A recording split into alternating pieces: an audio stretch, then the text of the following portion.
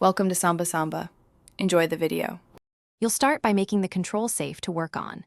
Power down and disconnect power, then remove any batteries or stored charge.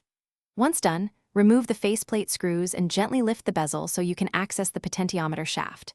Make sure to label screws and take a quick photo of the knob orientation. This helps when you reassemble. Identify whether the knob is push-on, set screw, or part of a shaft assembly so you know the fastener strategy for the next step. Now you're in the middle of the repair. First, inspect the shaft and knob hub for stripped splines or a loose set screw. That's the common failure.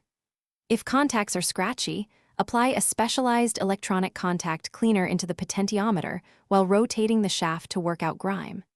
If the shaft or potentiometer is visibly damaged, desolder or unplug the unit and replace it with a matching value component. Make sure the new parts pinout and resistance match the original to preserve audio response.